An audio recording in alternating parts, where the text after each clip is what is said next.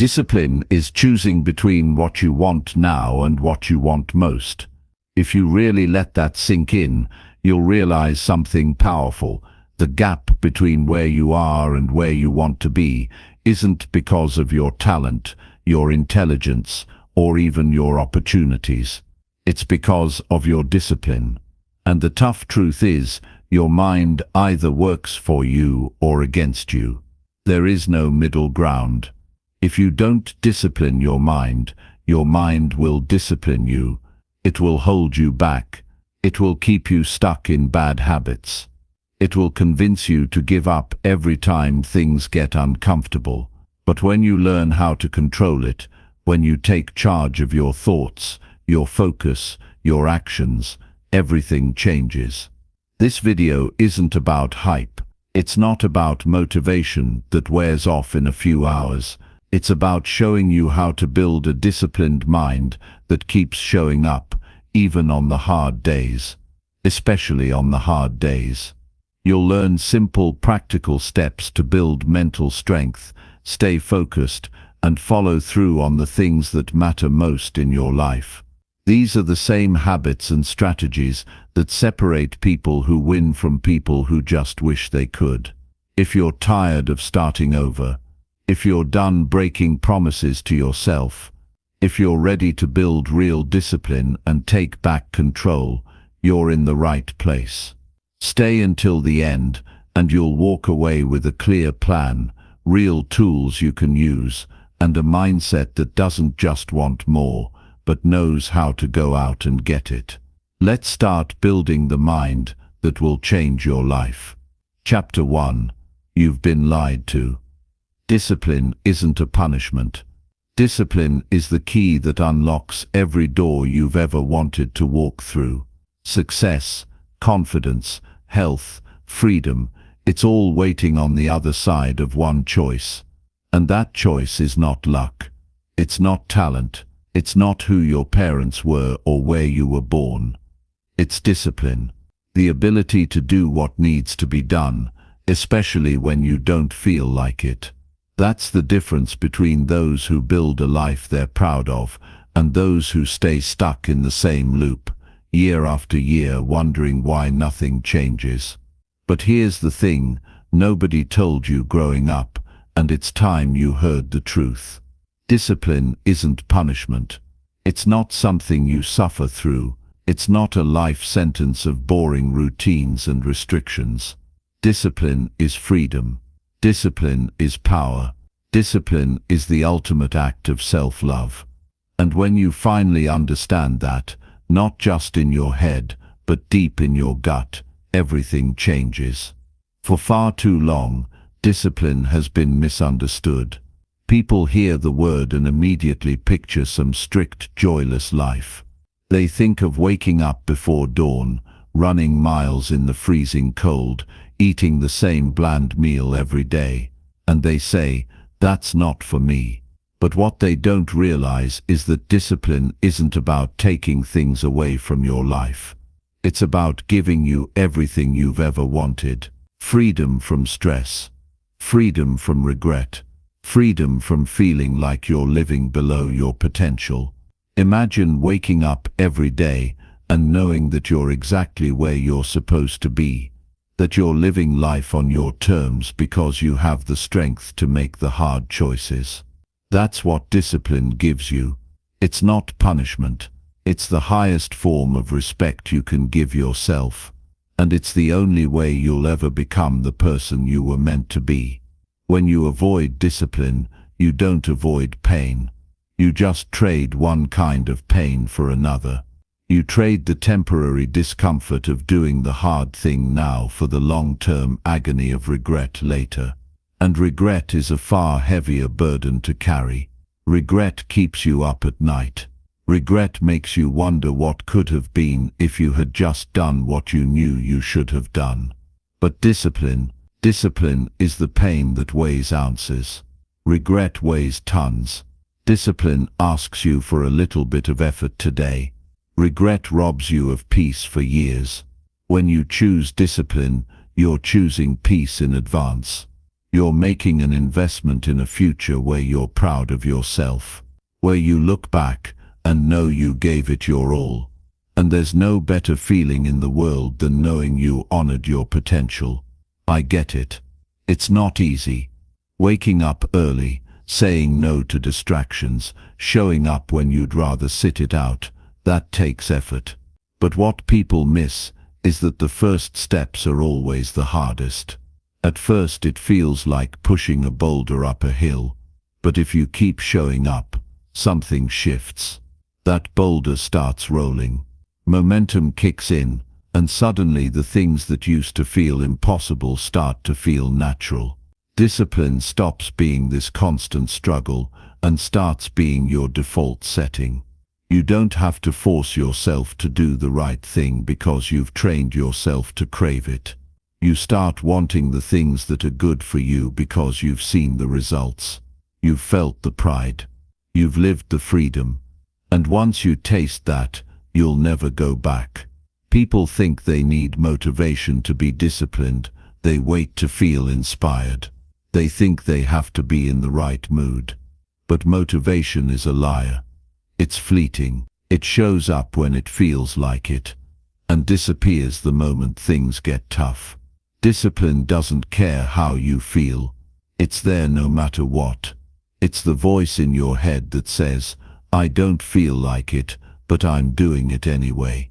And that's the voice you need to listen to, because that's the voice that builds champions. That's the voice that changes lives. Motivation gets you started. Discipline keeps you going. And the people who win in life are the ones who do it whether they feel like it or not. There's something powerful that happens when you realize you're in control. When you stop waiting for circumstances to be perfect. When you stop blaming your past, your parents, your boss, the economy, anything and everything outside of you. When you decide, no more. When you make the commitment to yourself that no matter what happens around you, you're going to show up. You're going to do the work. You're going to be the kind of person who keeps their word to themselves first and then to the world. That's when everything shifts. Because life will never be fair. Conditions will never be perfect. But you can be consistent. And consistency beats talent every time. The greatest act of rebellion in this world is to be disciplined. In a society that constantly tries to sell you shortcuts, distractions, and instant gratification, choosing discipline makes you unstoppable. When everyone else is looking for an easy way out, you're willing to take the hard way, and because of that you rise. While others are giving up, you're getting stronger. While others are waiting, you're working. And eventually they look up and wonder how you did it. They'll call you lucky. They'll say you were born for this. But you'll know the truth. You earned it. Step by step. Choice by choice. Day after day. You earned it through discipline. And let me tell you something that most people don't want to admit. Discipline is not reserved for the elite few. It's not something you're born with, or something you need to have figured out before you start. Discipline is built in the small moments. It's saying no when it's easier to say yes. It's getting up when you want to stay down. It's showing up when nobody's watching. And anyone can do that. You can do that. Right now. You don't need to wait until Monday. You don't need to wait for the new year. You don't need to wait until you feel ready. The person you want to become is waiting on the other side of the choices you make today. Not someday. Today. So here's the challenge. Take control. Take one area of your life, just one, and commit to discipline. Maybe it's your health. Maybe it's your focus. Maybe it's your relationships. Whatever it is, make a promise to yourself. A real one. And then keep it. No matter what. Because when you start keeping promises to yourself, you rebuild trust with yourself. And that trust is everything. When you trust yourself, You become unstoppable. Because you know that no matter what happens, you'll have your own back. You'll do what needs to be done. And that kind of confidence changes everything. You don't need to be perfect. You don't need to have all the answers. You just need to start. And starting isn't about going all in and burning yourself out. It's about showing up consistently. One day at a time. One choice at a time. Discipline is like a muscle. At first it's weak, but every time you use it, it gets stronger. And one day you'll look back and realize you became the person you always wanted to be. Not because of one massive decision, but because of 1,000 small ones. And that's how real change happens. Quietly, consistently, powerfully. If you want to be free, if you want to live a life that you're proud of, you have to understand this. Discipline isn't a punishment. It's the path to everything you've ever wanted. The life you dream about is not going to show up by accident. It's built, brick by brick, through discipline, through showing up on the days you don't feel like it, through doing the hard things when no one's watching, through choosing your future self over your current comfort. And that life, that freedom, it's waiting for you. You just have to take the first step. This is your moment. You've been lied to long enough. You've been told that discipline is hard, that it's suffering, but now you know the truth.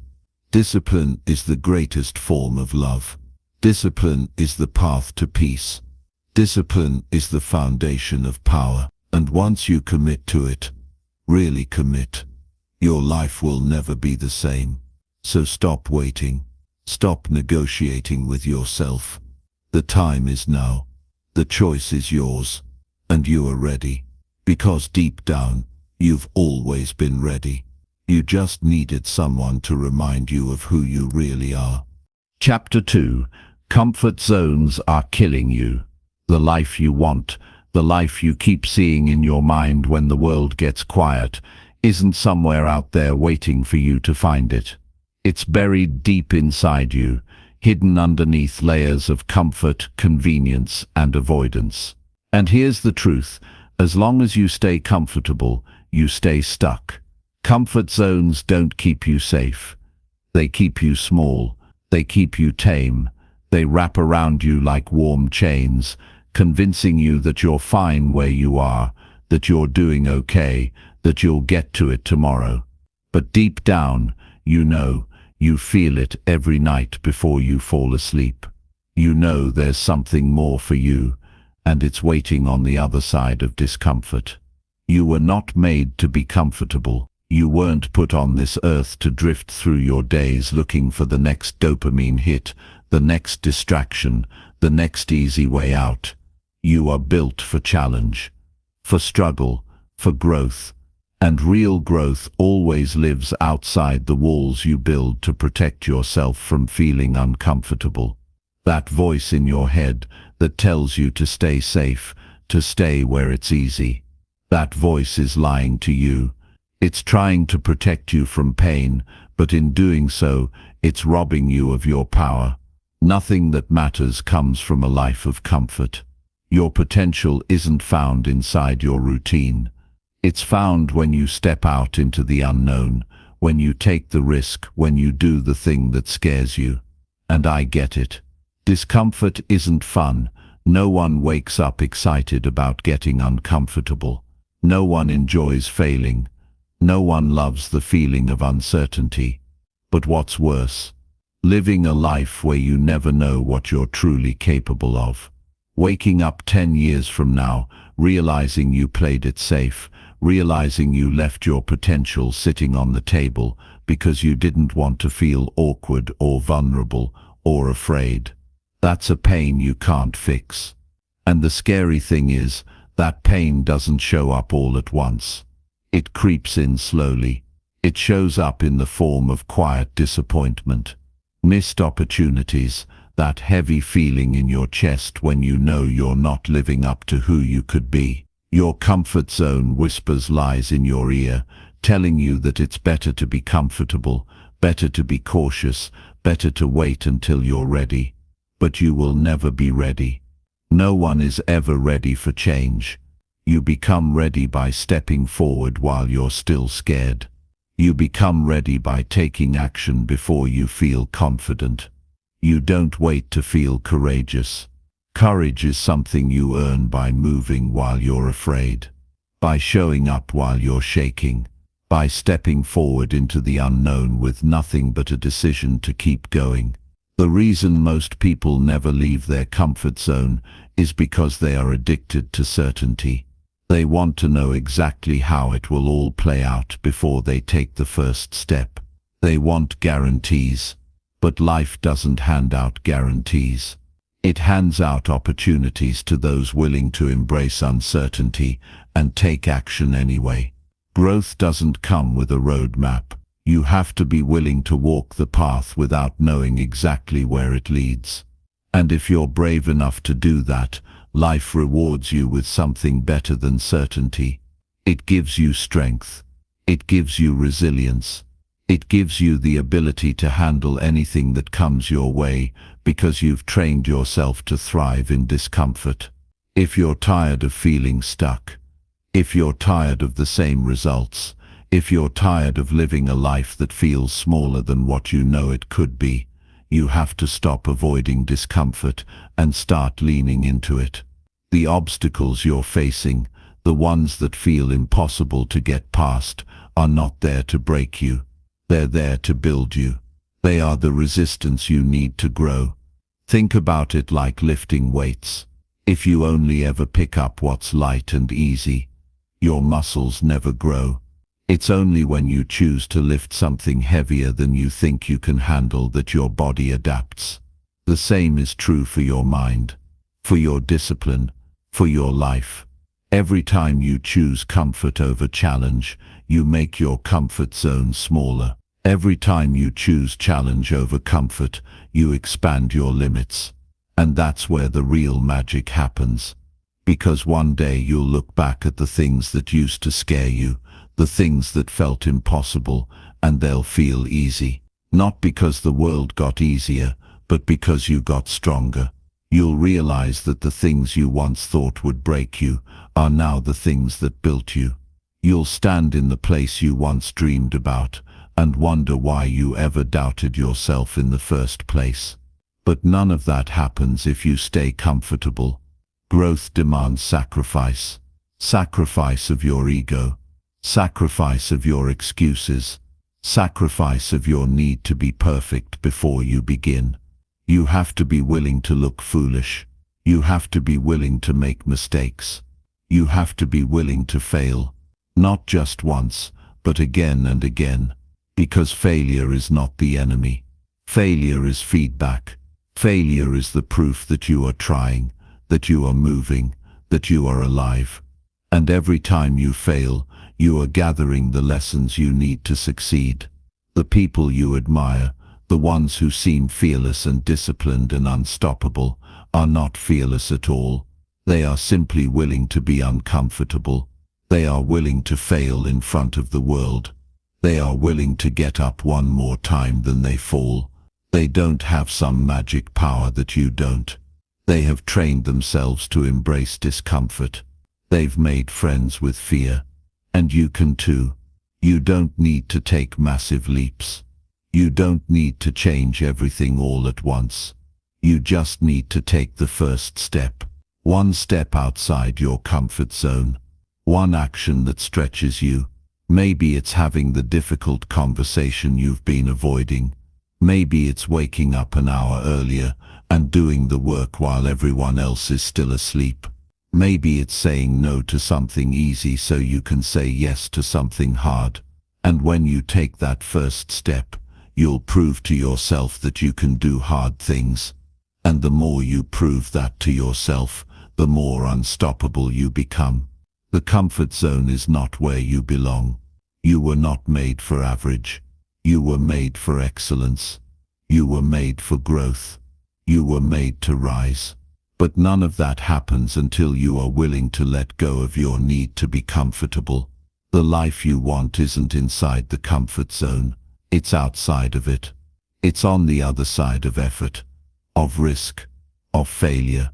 And if you have the courage to step into that space, to embrace the challenge, to push through the fear, you will find out who you really are.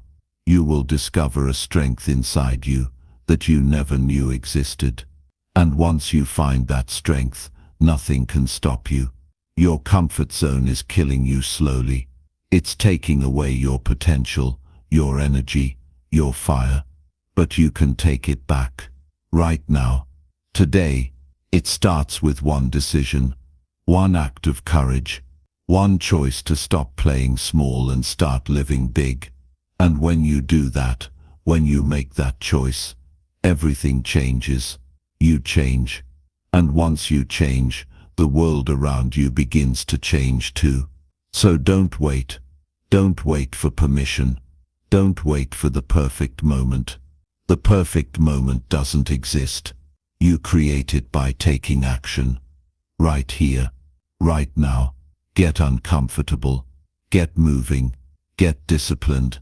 Your future self is waiting for you to show up.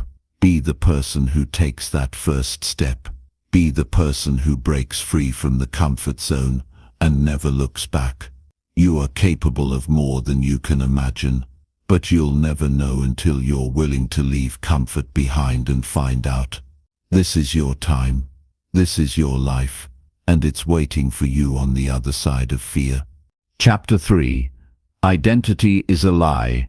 You're a story you keep telling yourself. There's a moment in life when you stop and realize that the person you've been isn't who you're destined to be. It hits hard. Maybe it comes after you've hit a wall, or maybe it sneaks in during one of those quiet moments when nobody's around. And for the first time, you see it clearly. You've been living inside a story you didn't even know you were writing. And that story, it's probably outdated. It's probably too small for the life you're supposed to be living. But here's the good news. Stories can change. Identities can be rewritten. You are not stuck with the version of you that you've carried this far. You are the author. You always have been. And when you wake up to that fact, your entire life can shift. The truth is, we become what we believe about ourselves. That's not just philosophy. It's fact. If you've spent years telling yourself you're lazy, that you're undisciplined, that you can never stick to anything, then guess what? Your actions will fall in line with that identity. Not because it's who you are, but because it's who you've told yourself you are. You'll act in a way that proves the story right.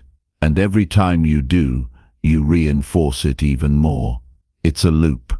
A powerful one. And unless you break it, you will live the same year over and over again, calling it a life. But here's what they don't tell you. That identity you've been wearing like a heavy coat on a summer day. It's optional. You can take it off. You can hang it up. And you can choose something new. Yes, it's that simple. Not always easy, but simple. You are not your habits. You are not your past. You are not the labels someone else gave you. You are the story you tell yourself. And if you don't like the story, rewrite it. Let me be real with you. You don't need permission to change. You don't need to wait until you've earned it. Too many people are waiting for some magic moment where they'll finally feel like they deserve to change their life. But that moment doesn't come. You don't get a notification that says, "Okay, now you're ready to become who you were meant to be." You have to decide. You have to declare it to yourself. That's where it starts. You draw a line in the sand and you say, this is where the old story ends and the new one begins. Not tomorrow. Not someday. Now. Think about it. Every time you take an action, you cast a vote for the kind of person you believe you are. When you skip the workout, you're voting for the identity of someone who gives up. When you hit snooze, you're voting for the identity of someone who breaks promises to themselves. But every time you show up, even when it's hard, even when you don't feel like it, you're voting for something different. You're building a new identity. And the more votes you cast, the stronger that identity becomes. The most powerful force in the human mind is the need to stay consistent with who you believe you are. If you tell yourself, "I'm not disciplined," then the moment discipline gets hard, you'll quit, because quitting matches the identity you've accepted. But if you flip that script, if you start telling yourself, "I am disciplined," even if you don't fully believe it yet, something changes. You'll feel the tension every time you try to act against that new identity. And that tension pulls you toward better choices. Over time, those choices stack up. And before you know it, you've become the person you always wanted to be. Not because you magically changed overnight, but because you started with the decision to tell a better story. This is why affirmations are powerful, but only if you back them up with action. You can't just sit in front of a mirror and chant, "I'm disciplined," while your actions prove otherwise. The story only works if you live it. But here's the hack: it doesn't have to be big at first. Small wins build trust. Small wins create momentum, and momentum builds belief. When you wake up and make your bed, you've cast a vote. When you sit down and do your work without distraction, you've cast a vote. When you get yourself to the gym on a day you didn't feel like it, you've cast a vote. And those votes, they matter more than you think. Understand this: your mind doesn't care what the truth is. It believes what you repeatedly tell it. If you tell yourself you're lazy, if you tell yourself you're not cut out for success, if you tell yourself you always fail, your mind will believe you. And then it will go to work finding ways to prove you right. But the opposite is true too. Start feeding your mind something new. Start telling yourself, "I'm the kind of person who follows through. I'm the kind of person who does hard things. I'm the kind of person who doesn't quit." And then live it. And when your mind starts believing that, it will find ways to make that true too. You have to understand how powerful this is. The entire system of who you are right now is just a series of habits built on the identity you've accepted. Change the identity, and the habits follow. You don't force change. You embody it. You don't grind your way into discipline. You become a disciplined person by aligning your actions with that identity, one step at a time. It's not about faking it. It's about becoming it. And you become it through practice. If you're listening to this and thinking, "But I've failed so many times," I hear you. We all have. But failure doesn't make you a failure. Failure is data. It's feedback. It's a lesson that tells you something about what didn't work. It's not who you are. And it's not a death sentence. The only way failure becomes your identity is if you choose to wear it. But you can choose something else. Right now, you can decide that failure is simply part of the story that makes you stronger, wiser, better prepared for the next chapter. Let me tell you something about identity shifts. They don't come with fireworks. They come quietly. You decide you're no longer the person who quits when it gets hard. You decide you're the person who finishes what they start. And then you back it up. Quietly. Consistently. Day after day. Until one day, it's just who you are. You don't have to think about it anymore. It's automatic. And that's when you've won. Identity is not fixed. It's fluid. It can be rewritten. And it's rewritten by you. No one else. Not your past. Not your parents. Not your circumstances. You get to choose who you are. And you get to prove it with the actions you take today. Stop waiting for someone to give you permission. Stop waiting for the perfect moment. You are ready now. You've always been ready.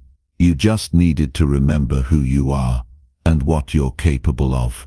So what story have you been telling yourself? And what story are you going to start telling yourself now? Because your life will rise or fall to the level of that story. Choose wisely. Speak it boldly. Live it relentlessly. And watch how everything begins to change.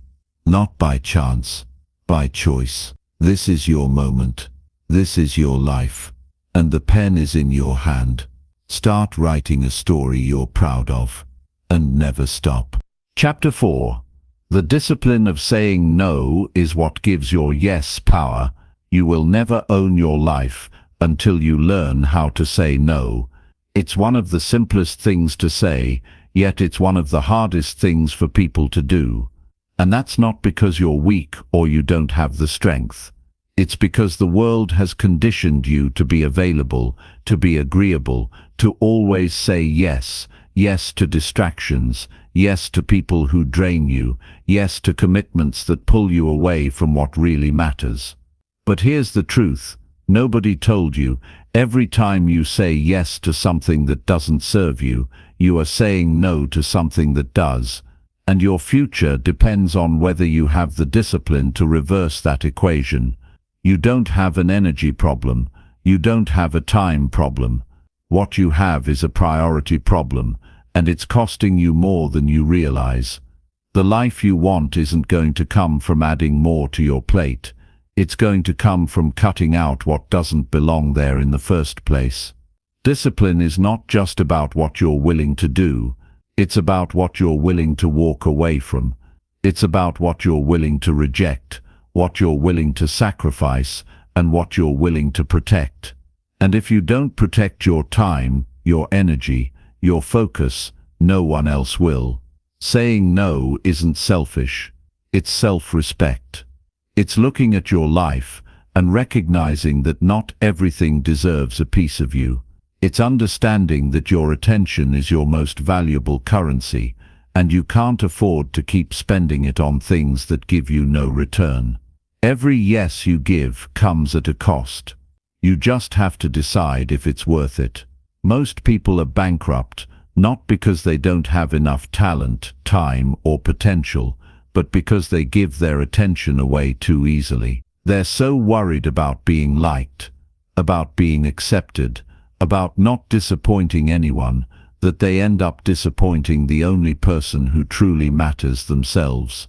And that ends now, because you are not here to live life on other people's terms. You are here to build something bigger. You are here to lead yourself first before you can ever hope to lead anyone else. And leadership starts with boundaries. It starts with having the courage to say, no, that's not for me, even when it's uncomfortable. Especially when it's uncomfortable. Every time you say no to something small, you make room to say yes to something big. That's how power works. That's how freedom works. It's not about being able to say yes to everything. It's about being able to say no to almost everything, so that the few things you do say yes to get your full presence, your full energy, your full commitment. Think about it. If you say yes to every opportunity, every invitation, every distraction, how much of you is left for the things that actually matter? How much energy do you have left to build the body you want, the mind you want, the life you want? How much time is left over to work on your craft, to develop yourself, to become great at what you do? Greatness doesn't come from spreading yourself thin. It comes from going deep. It comes from doing less, but doing it better. And that only happens when you get ruthless about what you allow into your life. You are not required to attend every argument you're invited to. You are not obligated to engage with every drama that circles your world. You are not supposed to be available 24/7. Just because someone has access to you doesn't mean they have a right to your time. You get to choose who gets your energy. You get to choose what gets your focus, and the discipline to choose wisely. That's where your power is. But let's be real, saying no isn't easy. It triggers guilt. It makes you second-guess yourself. It makes you worry about what other people will think. But I want you to remember something. Every time you say no from a place of alignment with who you are and where you're going, you are saying yes to yourself. You are choosing to stand for something, and you're choosing to protect your future self from being buried under obligations you never should have accepted in the first place. Your dream life is not built by being agreeable. It's not built by being liked. It's built by being clear on your mission. And clarity creates courage. When you know who you are and what you're here to do, saying no becomes easier. You stop entertaining things that don't move you forward. You stop tolerating energy that drains you. You stop negotiating with people who don't respect your time. And you start building a life that reflects your values, your purpose, your vision. The people who rise to the top are not the ones who do the most. They are the ones who focus on the few things that matter the most and give them everything they've got. They aren't busy all the time. They are intentional all the time. And that's the difference between being productive and being busy. Busy people say yes to everything and wonder why they're exhausted. Productive people say no to almost everything and channel their energy into the few things that truly matter. And that's how they win. So ask yourself right now, where are you saying yes when you should be saying no? What commitments are you holding on to out of guilt or fear or obligation, not because they're aligned with your purpose? What distractions are stealing your attention from what really matters? The people who succeed at the highest level are not more talented than you. They are just better at saying no. And you can be too. It starts small. The next time you're asked to do something that doesn't feel aligned with your goals, say no. The next time you catch yourself about to waste an hour scrolling on your phone, stop. The next time you're invited into gossip, decline. Every no is a vote for your future self. Every no is an act of discipline that makes room for a more powerful yes down the road. Because here's the thing, the power of your yes is determined by how often you're willing to say no. If you say yes to everything, your yes means nothing. But if you say no more often, your yes carries weight. It becomes meaningful, and the people around you will respect it more because they know you don't give it away lightly. You are the gatekeeper of your life. You decide who gets in and who doesn't. You decide what stays and what goes. And if you don't stand guard at the gate, distractions, negativity, and energy leaks will flood in and take over. Your life is your responsibility. No one else is coming to protect your time, your energy, your future. That's on you. And the sooner you accept that, the sooner you reclaim your power. Saying no is not about shutting the world out. It's about choosing what you let in. It's about curating your life with intention. It's about making sure that the things you say yes to are things that move you closer to the person you want to be and the life you want to live. Every time you say no to something that doesn't serve you, you are building a life that does.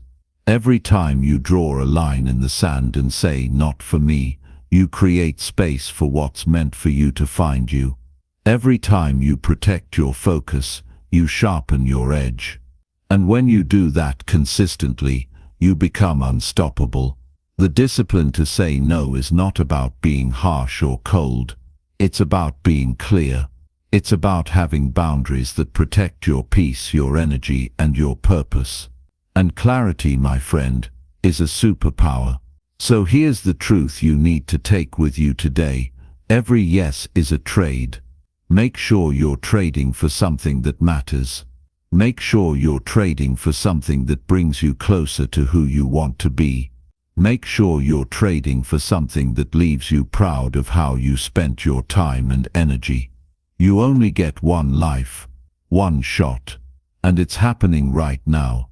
Not tomorrow, not next week, not someday. Now you can't afford to keep giving yourself away to things that don't deserve you.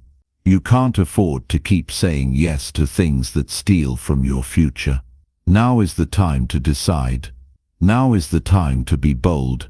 Now is the time to protect your energy, like your life depends on it.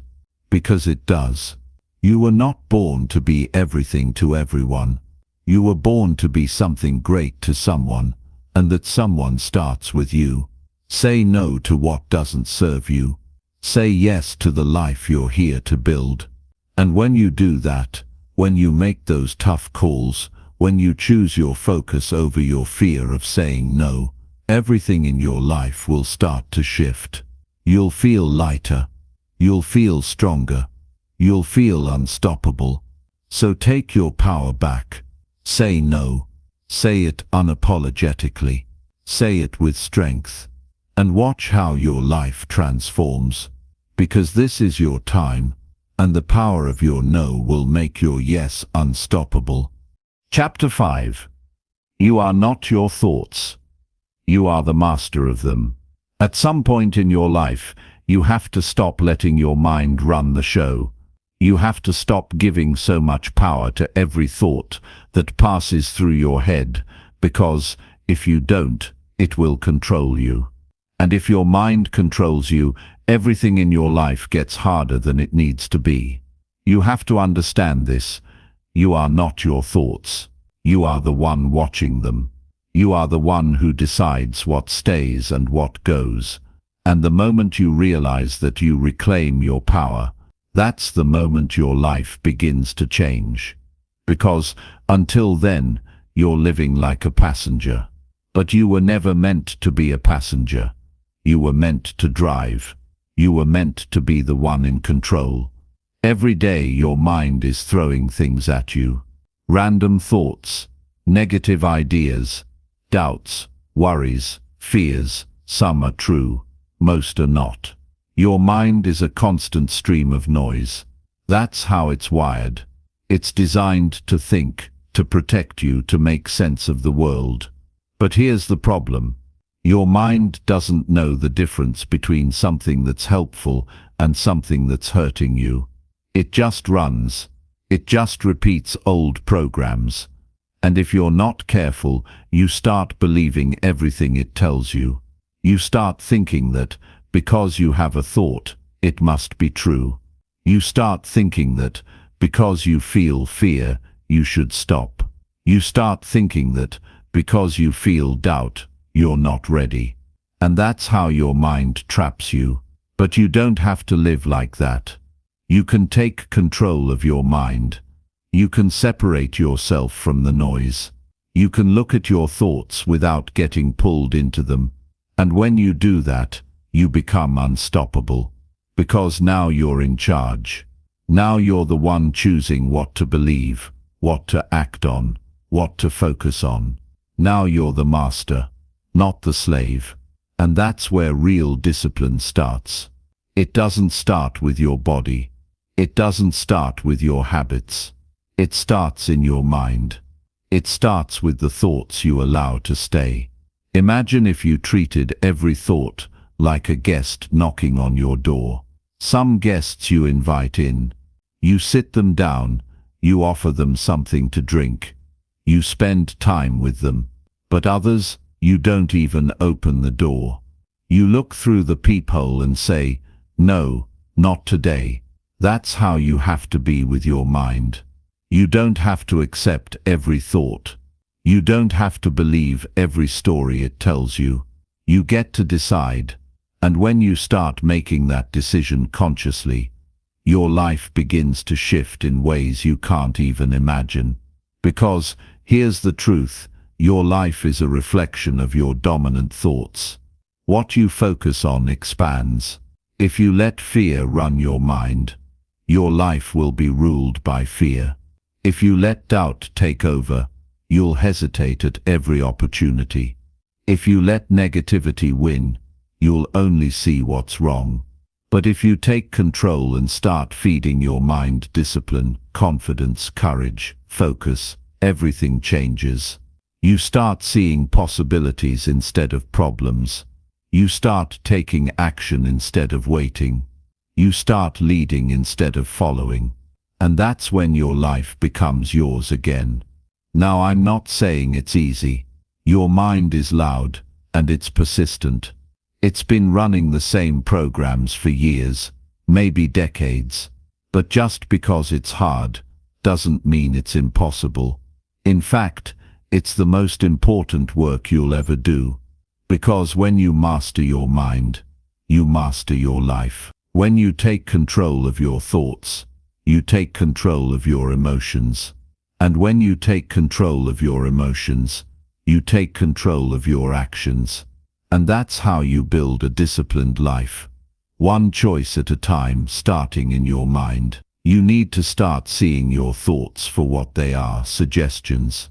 That's it. Not commands, not facts, just suggestions. Your mind will tell you, you can't do this. That's a suggestion. You can decline. Your mind will say, what if you fail? That's a suggestion. You don't have to take it. Your mind will whisper, this is too hard. That's a suggestion. You can choose something different. Every time you override a negative thought with a stronger decision, you build power. You train your mind to follow your lead, not the other way around. And that's how discipline works. It's not about feeling good all the time.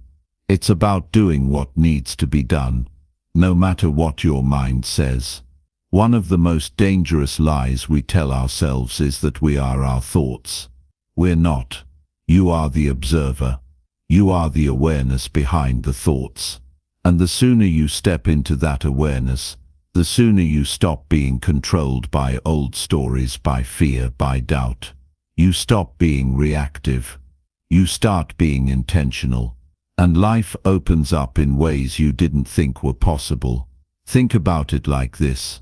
You can't always control the first thought that pops into your head. But you can always control the second one. You can always control what you do next. Maybe fear shows up. Maybe doubt creeps in. That's fine. You're human. But what matters is whether you listen to it or not. What matters is whether you believe it. What matters is whether you act on it.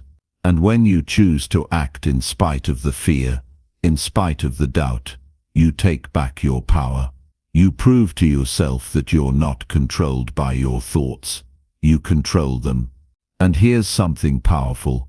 The more you do this, the quieter the noise becomes. The more you train your mind to follow your lead, the more it starts working with you instead of against you. It stops throwing up the same objections. It stops recycling the same doubts. It starts adapting. It starts evolving. Because your mind isn't the enemy, it's a tool, and when you use it the right way, it becomes your greatest ally. You have to stop waiting for your mind to be quiet before you take action. You have to stop waiting for perfect clarity before you move. The disciplined mind acts first, and lets the feelings catch up later. The disciplined mind understands that thoughts are like clouds passing through the sky. They're temporary, they're fleeting, they don't define you, and they don't control you unless you let them. You are not your thoughts. You are the thinker of thoughts, and the thinker has the power to choose, right now. In this moment, you can choose a new thought. You can choose a new belief. You can choose a new direction. And when you do that enough times, you build a new identity. You become someone who leads their mind, not someone who is led by it. That's the real power of discipline. It's not just waking up early. It's not just going to the gym. It's not just grinding through your to-do list. It's the quiet, invisible work of mastering your inner world. It's the daily decision to choose thoughts that serve you. It's the commitment to focus on what moves you forward. It's the awareness to know when your mind is lying to you, and the strength to act anyway.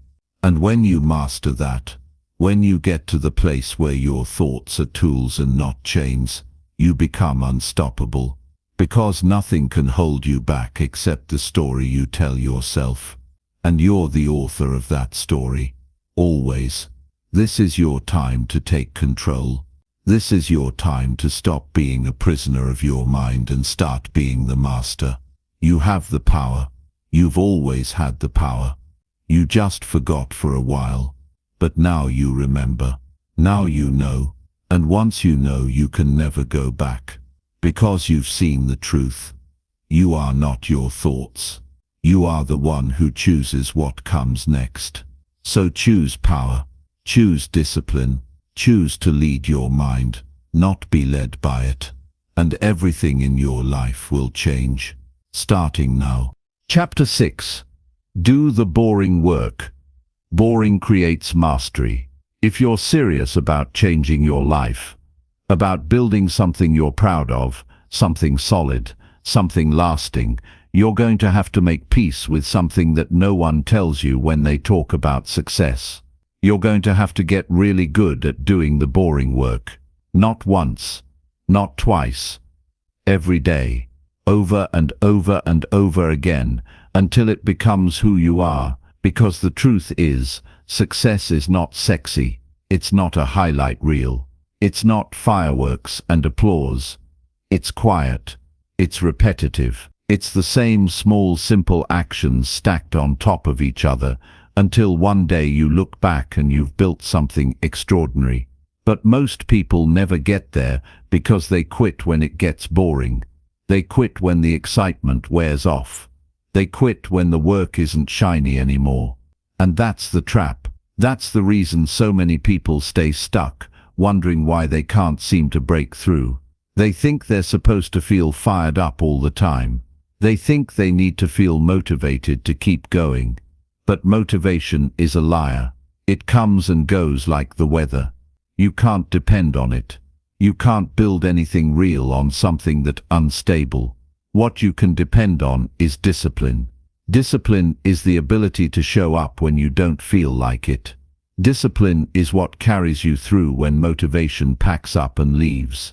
And discipline, real discipline, is built in the boring moments. If you look at anyone who's great at what they do, I mean truly great, not just good for a little while, you'll find they've made friends with boredom. They've embraced the grind. They've found a way to fall in love with the process, not just the result. And that's where mastery lives. It doesn't live in the big moments, the big wins. It lives in the small things. The things no one sees. The things no one claps for. The early mornings, the late nights, the extra reps, the time spent refining the details when no one's watching. That's where greatness is forged. Quietly, relentlessly. The problem is, we live in a world that's addicted to dopamine. Everything is designed to give you a quick hit, fast results, instant gratification. And if something doesn't give you that rush right away, you move on to the next thing, the next shiny object. But mastery doesn't work like that. Mastery is slow. It's deliberate. It's repetitive. And at times it's brutally boring. But that's the point. The boring work is the work that matters most because it's the foundation, and a solid foundation isn't built overnight. It's laid brick by brick, day after day, even when it's not exciting. Especially when it's not exciting. You have to stop chasing excitement and start chasing excellence. You have to be willing to do the same thing every day, to get up and put in the reps, even when it feels like nothing's happening. Even when the results aren't coming fast enough. Because the results are coming, you just can't see them yet. It's like planting seeds. You water them every day, you tend to them, and for a while nothing happens. It's easy to think it's not working. But beneath the surface, roots are growing, foundations are forming, and if you stay consistent, if you stay disciplined, one day those seeds break through the ground, and then they grow fast. But they only grow fast because you were patient during the boring part. You were faithful in the process when it didn't look like it was working. I need you to understand something right now. The boring work is not a punishment. It's not a test to see how much you can endure. It's a gift. Because when you can discipline yourself to keep going when it's boring, when it's hard, when it's thankless, you separate yourself from the crowd. You enter rare air. You become the kind of person who's unstoppable because nothing shakes you. Not boredom, not fatigue, not lack of recognition. You're in it for the long haul. And that's who wins. Every time. You don't rise to the level of your goals. You fall to the level of your habits. And habits are built in the boring moments. Not when you're inspired. Not when you're hyped up on a new goal. But when it's just you and the work. And nobody cares if you do it or not. Nobody's clapping for you. No one's watching. And you show up anyway. That's discipline. That's what builds something unshakable. It's easy to show up when it's new. It's easy to show up when you're motivated. But what happens when the novelty wears off? What happens when you've been doing it for weeks or months, and it feels like nothing's changing? That's the moment that defines you. That's the moment where you either decide you're serious about this or you're just playing around. And if you decide you're serious, you get back to work. No questions asked. Because here's the reality. You don't rise in life because you want it bad enough. You rise because you outlast the part where everybody else quits. And that part, it's usually right in the middle of the boring work. That's where people tap out. They think this isn't working, or I'm not seeing results fast enough. And they quit 2 feet from gold. Don't let that be you. Stay the course. Stay in the game. Show up every day like it's day one, even when it's not. Especially when it's not. The boring work is where the magic happens. The boring work is what builds the discipline you need to carry yourself through the hard times. And there will be hard times. There will be days when you doubt yourself, when you wonder if it's worth it. But you keep going. You show up anyway. Because that's who you are now. That's the identity you've built. You've trained yourself to act, no matter how you feel. And that's what makes you dangerous. That's what makes you unstoppable. When you commit to the boring work, something shifts inside you. You stop needing external validation. You stop needing motivation. You start trusting yourself. Because you know you'll show up no matter what. And that trust, that's priceless. That's what builds confidence. Not false confidence, but real, earned confidence. The kind that can't be shaken. Because you've been in the trenches. You've done the work when it was hard. You've done the work when it was boring. And you've come out stronger on the other side. I'm telling you right now. If you want to separate yourself from the crowd, if you want to build something that lasts, embrace the boring work. Don't run from it. Lean into it. Master it. Make it your advantage. Because while everyone else is looking for shortcuts, you're laying bricks. While everyone else is chasing hacks, you're building something that will stand the test of time. And when it's all said and done, you'll be standing on a foundation that's solid. And nobody can take that away from you. This is your time. This is your shot. Do not waste it waiting for things to get exciting. Do not waste it looking for the easy way out. Embrace the process. Embrace the boring work. Because that's where your power is. That's where your future is. And if you have the discipline to keep going, to stay locked in, to show up no matter what, you will win. Maybe not today, maybe not tomorrow, but eventually, and when you do, it will be because you did the work nobody else was willing to do. So keep showing up, keep laying bricks, keep doing the boring work, because boring creates mastery, and mastery creates freedom, and freedom is what you've been after all along. Chapter 7. Pain is a signal, not a stop sign. Every single person who has ever achieved something extraordinary, every athlete who stood on a podium, every entrepreneur who built something from nothing, every human being who pushed beyond their comfort zone and into greatness, understood one thing that changed everything. Pain isn't something you run from. It's not something you avoid.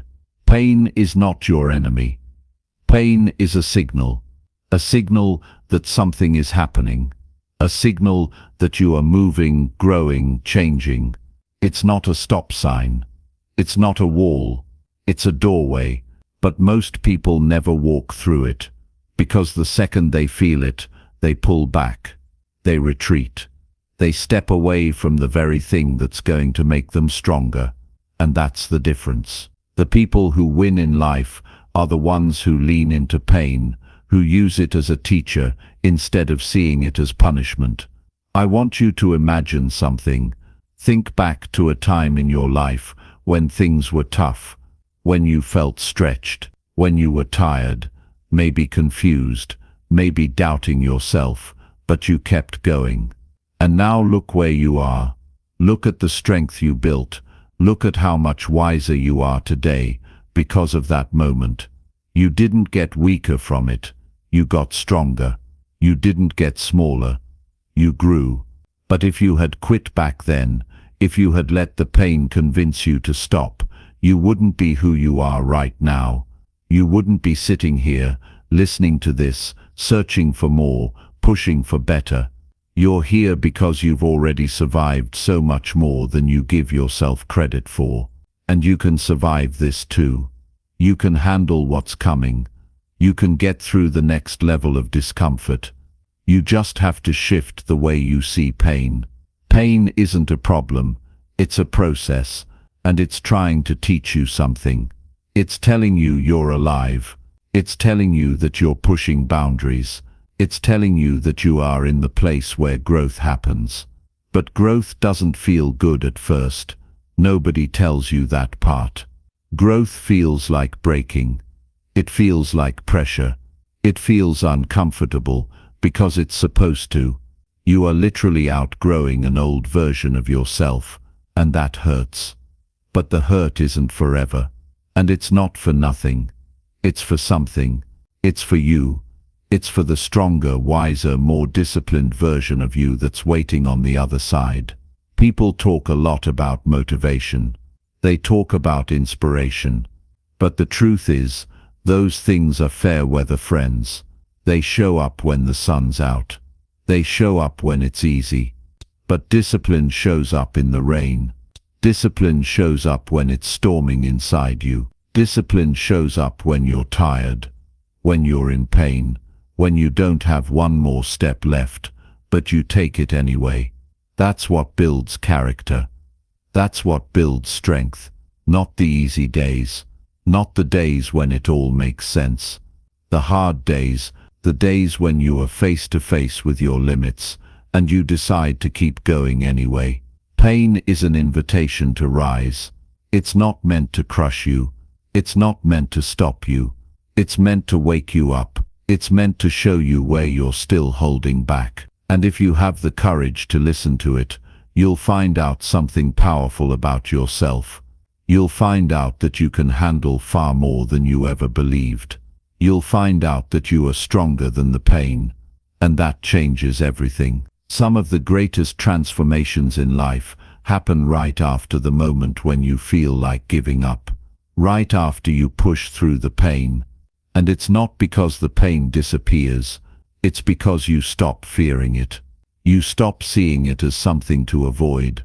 And you start seeing it as something to embrace. You realize it's part of the process, not the enemy of it. And when you make that shift, pain loses its power over you.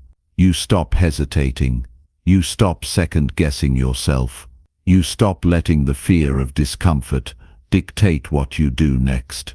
And that's where freedom lives. Your relationship with pain defines your future. If you run from it, if you avoid it, if you stay comfortable, you stay stuck. It's that simple. But if you run toward it, if you embrace it, if you let it sharpen you, everything opens up. You build resilience. You build confidence.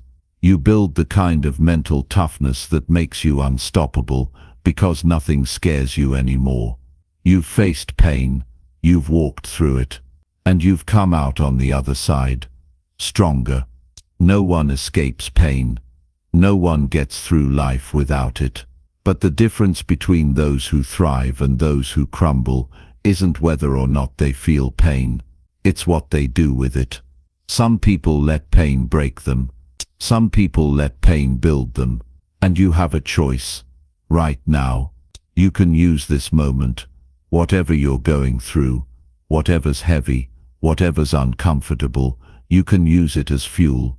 You can use it as proof that you're in the game, that you're doing something that matters, that you're chasing something big enough to stretch you. And that's the thing about pain. It's a sign that you're stretching, that you're growing, that you're expanding beyond where you've been. And that's what life's about. You didn't come this far just to stay the same. You didn't fight through everything you've been through just to settle. You're here because you're made for more. But more doesn't come to people who stay comfortable. More comes to people who lean into discomfort and use it as a tool to carve out the best version of themselves. You've got to stop thinking of pain as the enemy. Pain is the path. It's the doorway to everything you've ever wanted. But you have to be willing to walk through it. You have to be willing to feel it, to sit in it, to learn from it, and then to rise because of it. No shortcuts, no easy ways out. Just you facing it head on and choosing to grow anyway. When it hurts, when it's heavy, when you want to quit, that's not the end. That's the moment you decide who you are. That's the moment you earn your next level. That's the moment you prove to yourself that you are not a victim of pain. You are the master of it. You're the one in control. You're the one who chooses how the story ends. And it doesn't end with you quitting. It doesn't end with you breaking. It ends with you rising, with you winning, with you becoming someone you're proud of. So take a deep breath, square your shoulders, and keep moving forward. You are not here to be comfortable. You are here to grow, and growth always comes with pain. But it's worth it. You're worth it. Every step, every struggle, every moment of discomfort is building something in you that nothing can take away. Not fear, not doubt, not failure. You're stronger than you think. You've already proved it by making it this far.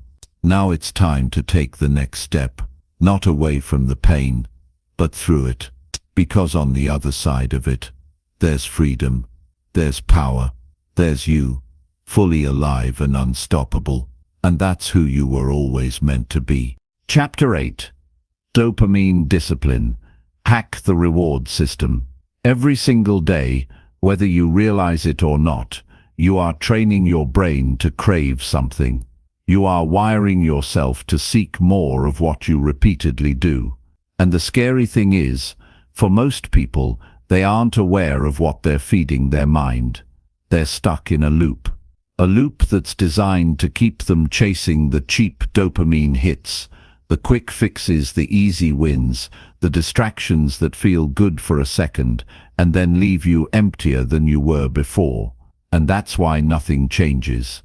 That's why they wake up tired, unfocused, and unmotivated.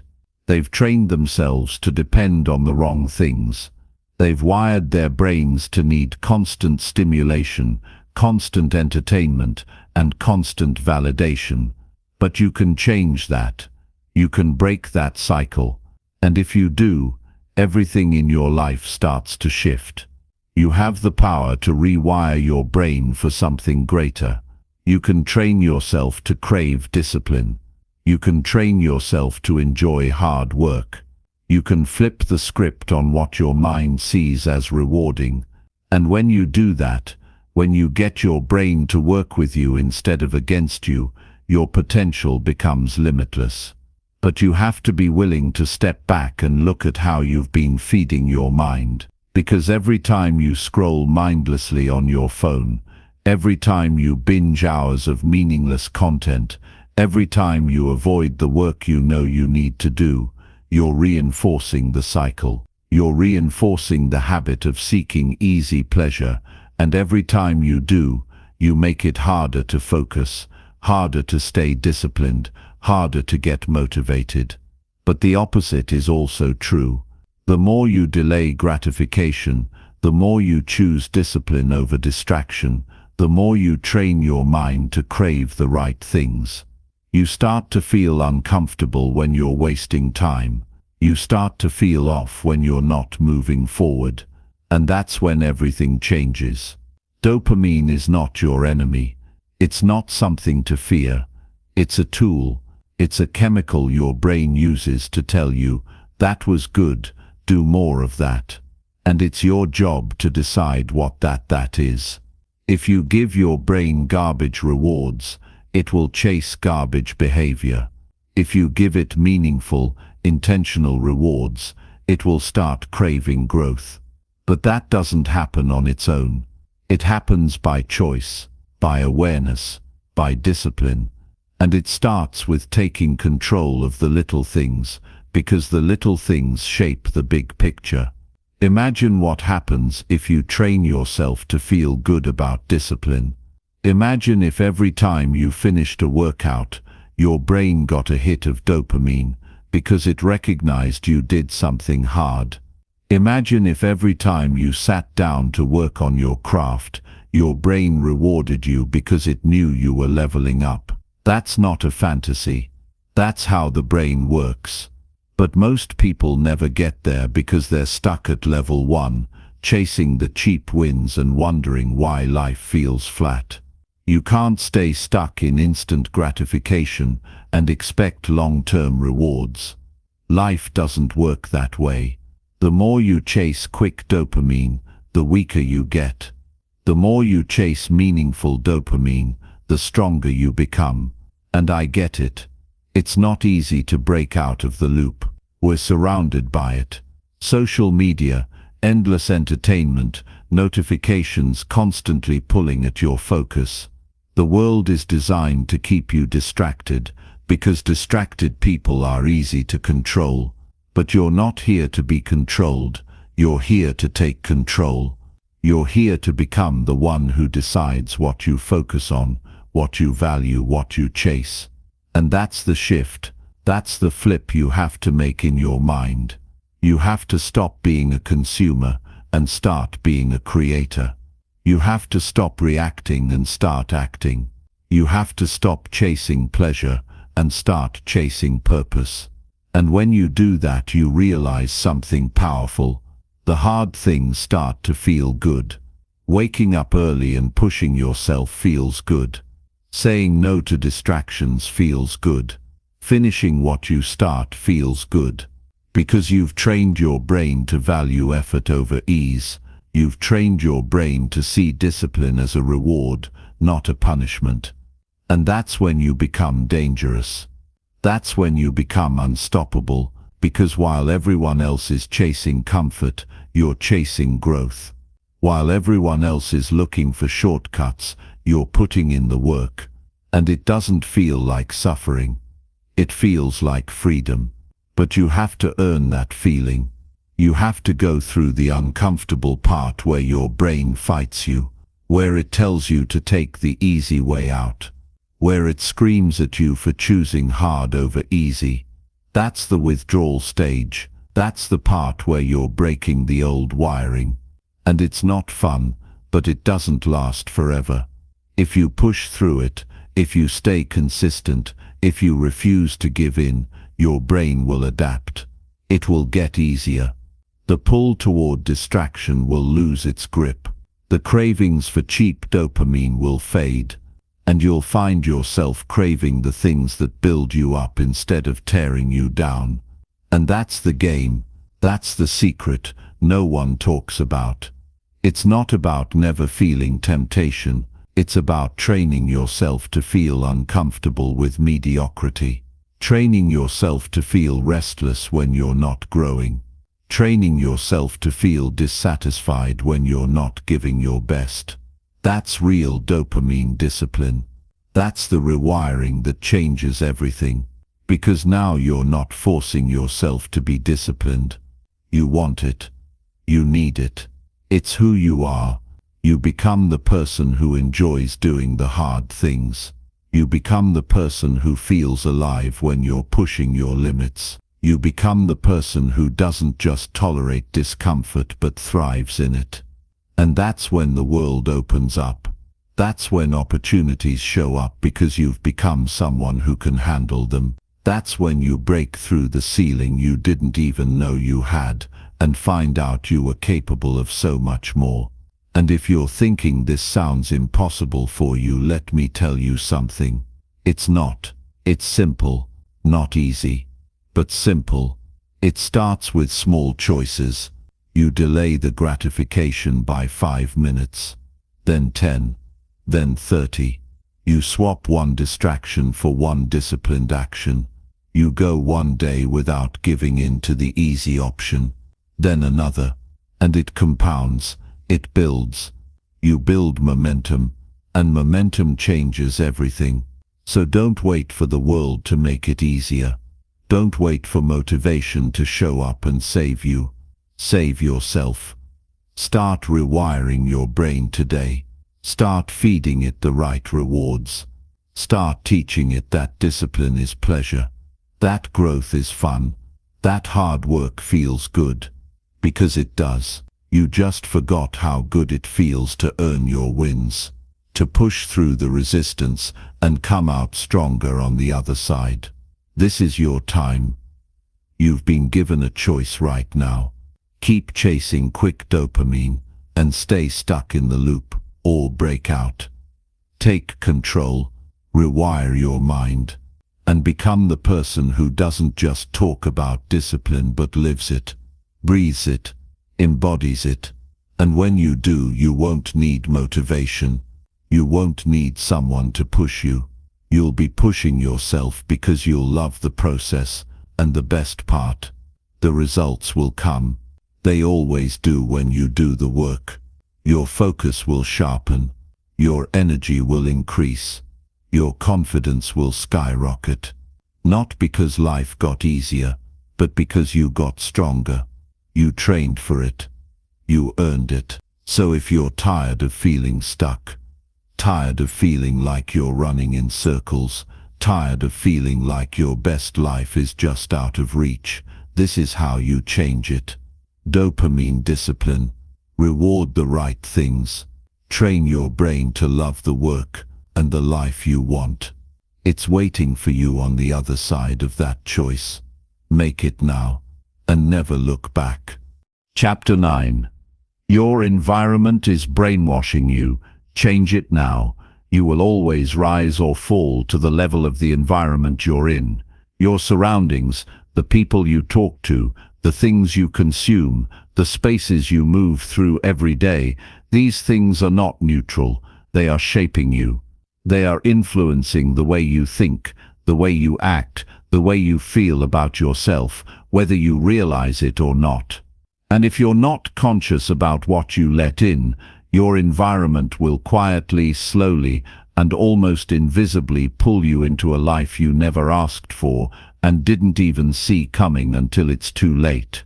But when you take control of your environment, when you become intentional about who and what you surround yourself with, your entire life can change faster than you think.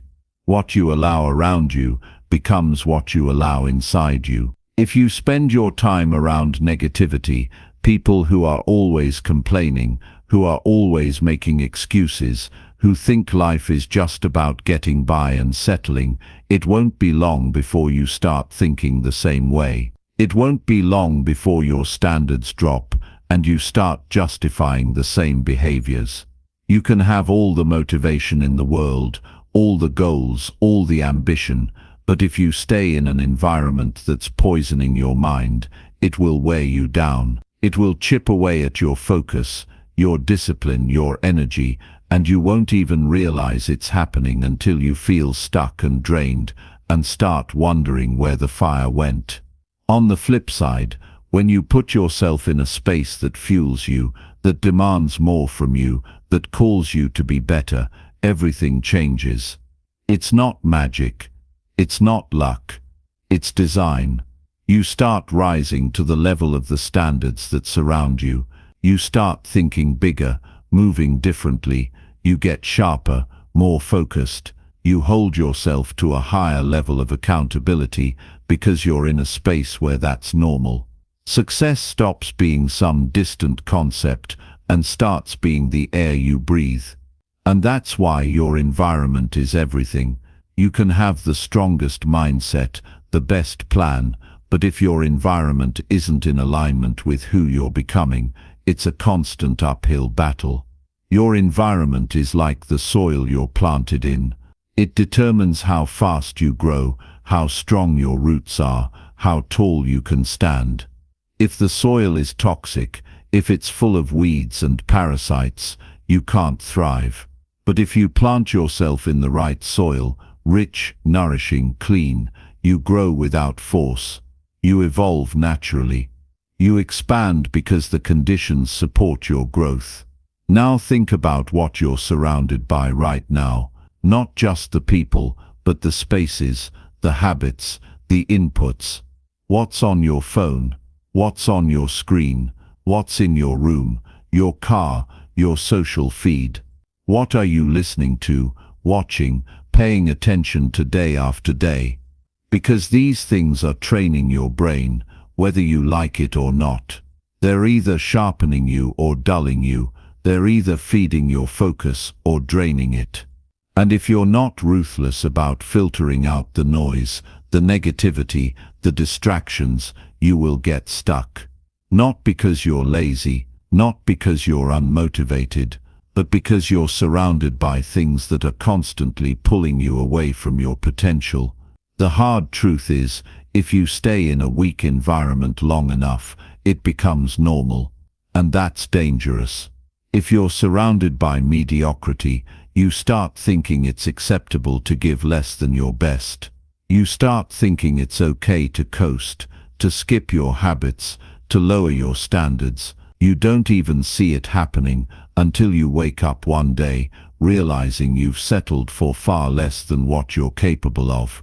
That's why changing your environment is not optional. It's essential. If you want to get to the next level, you have to be in a space that stretches you, challenges you, holds you to a higher standard, even when it's uncomfortable. Especially when it's uncomfortable, you need to surround yourself with people who remind you of who you can be, not who you were. People who don't let you settle for excuses, people who make you think bigger, act better, show up stronger. If the people around you aren't inspiring you, if they aren't pushing you, if they aren't calling you out when you slip, you need new people. And that doesn't mean you cut everyone off or start acting like you're better than anyone else. It means you get serious about protecting your mind, your time, your energy. Because those things are your life, and you can't waste them on environments that keep you small. And it's not just people. It's places, it's habits, it's routines. Look at your space right now. Is it clean or is it cluttered? Is it set up to make you productive or does it distract you? What's the first thing you see in the morning? What's the last thing you see before you sleep? What kind of energy are you bathing in every single day? Because all of it matters. You can't live a disciplined, focused life in a chaotic environment. You can't have clarity in clutter. You can't have peace in chaos. You have to build an environment that reflects the life you're creating. And that doesn't mean it has to be perfect. It means it has to be intentional. Every item, every sound, every piece of content you consume needs to serve your mission. If it doesn't, it's a distraction. And distractions kill dreams, slowly, quietly, until you forget you even had one. The beautiful thing is, you can change your environment right now. You can clean your space. You can delete the apps that waste your time. You can cut back on the media that fills your mind with negativity. You can have the hard conversations. You can set boundaries. You can say no. You can decide, right now, that your mind, your time, and your energy are too valuable to waste on anything or anyone that doesn't help you grow. And the second you do that, things start shifting. You start thinking clearer. You start feeling lighter. You start moving with purpose instead of reacting to everything around you. Your discipline gets stronger because you're no longer fighting against an environment that's draining you. You're supported by it. You're lifted by it. The people who rise to the top, the ones who achieve incredible things, they aren't superhuman. They just get serious about their environment. They curate it. They design it. They protect it. And that's why they can stay focused when others can't. That's why they can keep their discipline tight when others are distracted. They understand the power of what they allow around them. And you need to understand it too, because your future depends on it. If you want a better life, you have to build a better environment. One that feeds your focus. One that strengthens your discipline. One that makes it easier to do the right thing instead of the easy thing. And that takes courage. It takes honesty. It takes being willing to walk away from what's familiar in order to step into what's necessary. But it's worth it. Every hard decision, every tough conversation, every change you make, it's worth it. Because on the other side of that, you'll find yourself in a space where you can grow, where you can thrive, where you can finally become who you were meant to be. Your environment is either building you or breaking you. It's either sharpening you or softening you. And if you want to live a disciplined life, if you want to create something great, if you want to wake up every day knowing you're on the right path, you have to take control of it. No one else can do it for you. It's on you. And that's a good thing. Because that means you have the power. You can make the changes. You can take control. And you can build an environment that makes discipline inevitable. So look around. Pay attention. Make the hard choices. Build the life you want from the inside out. And it starts with your environment. Change it now, because your future depends on what you do today. And you're ready for this. You've always been ready. You just have to make the move, right now. Chapter 10. Track everything. Data creates discipline. You will never change what you don't measure. It's impossible to master something you never track. The truth is, clarity creates power. And if you don't know where you stand right now, you won't know where to go next. This is where people get stuck. They want better results. They want growth. They want transformation. But they're walking around in the dark. They're guessing. And when you're guessing, you're gambling. But when you track, when you gather data on your own life, you're not guessing anymore. You're making decisions from a place of truth. You're operating from reality, not hope. And that changes everything. Tracking isn't about perfection. It's about awareness. It's about being brutally honest with yourself, about where your time is going, where your energy is leaking, where your focus is breaking down. It's about shining a light on the places you've been ignoring and taking control. Because discipline isn't just about doing the right thing. It's about knowing what the right thing is. It's about seeing the truth clearly and then deciding what you're going to do about it. If you want to be disciplined, if you want to take your life to the next level, you can't afford to walk through life blindfolded. You need to see everything. You need to know yourself better than anyone else knows you. You need to track how you're spending your time, how you're using your energy, what's working, what's not. And you need to do it every single day. Not because you're trying to be perfect, but because you're building self-awareness. You're holding yourself accountable. And accountability is the backbone of discipline. The difference between the people who live with clarity, purpose and focus, and the people who stay stuck in cycles of frustration, is that the disciplined ones measure what matters. They don't just say they want to get better, they track their progress. They don't just say they want to be more productive, they know exactly how they're spending every hour. They don't just hope they're improving, they have data that proves it. And when you have that kind of clarity, making decisions gets easier. Taking action gets easier. Staying disciplined gets easier. Because you can see the path in front of you. You can't master your time if you don't know where it's going. You can't master your habits if you don't know which ones are holding you back. You can't master your energy if you don't know what's draining you. But when you track these things, even in the simplest way, you take back control. You start to see patterns. You start to notice the things you're doing on autopilot that aren't serving you. And once you're aware, you can change them. You can adjust. You can eliminate what doesn't belong and double down on what works. But it's not always easy to face the truth. A lot of people avoid tracking because they're afraid of what they'll see. They're afraid to look at how much time they waste. They're afraid to see how inconsistent they've been. They're afraid to admit they haven't been showing up the way they say they want to. But that's the work. That's where discipline starts. In the raw, unfiltered truth.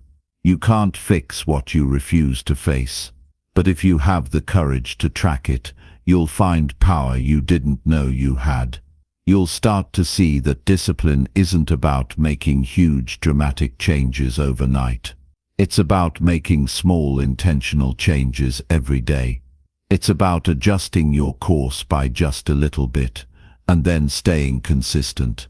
And when you track your progress, you can see those small changes stacking up. You can see yourself getting stronger. You can see your habits becoming solid. You can see your results building momentum. And that's where motivation starts to grow. Not from empty hype, but from evidence.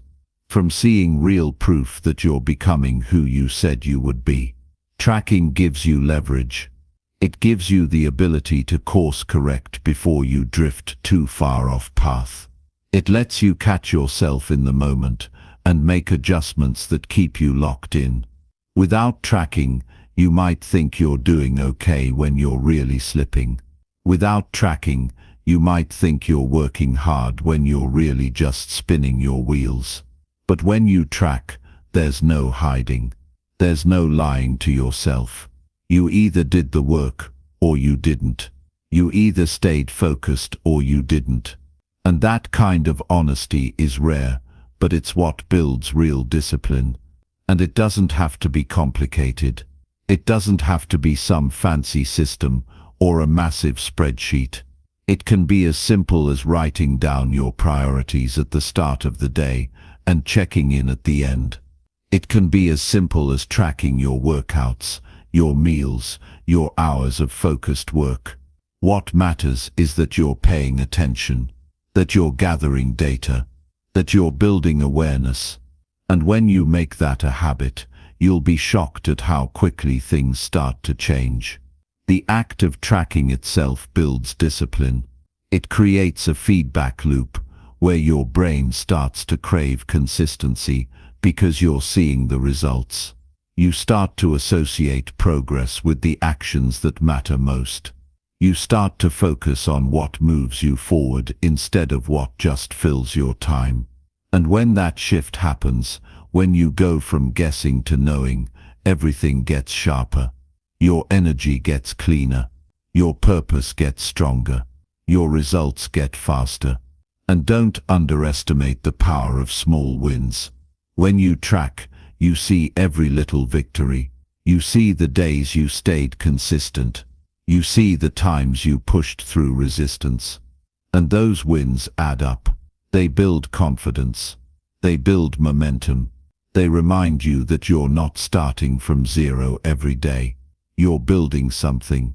You're stacking proof that you are disciplined, that you are capable, that you are moving in the right direction. But you can't see it if you're not tracking it. You can't feel it if you're not paying attention. That's why data matters. Not because it's numbers, but because it tells the story of who you are becoming. And if you want to write a different story, if you want to create a different ending, you need to see the truth clearly. You need to track where you are, so you can take control of where you're going. So start now. Start simple. Start with one thing. Pick one area of your life where you know you need more discipline. Track it every day. Review it. Adjust it. And watch what happens. Watch how your focus sharpens. Watch how your habits strengthen. Watch how your results accelerate. Because discipline isn't about working harder. It's about working smarter. And working smarter starts with knowing where you stand. This is how you take control. This is how you move from hoping to knowing, from wishing to winning, from drifting to leading. You track what matters. You measure what you want to master. And you stay consistent, even on the days when it's boring, especially on those days. Because that's where discipline is forged, in the repetition, in the awareness.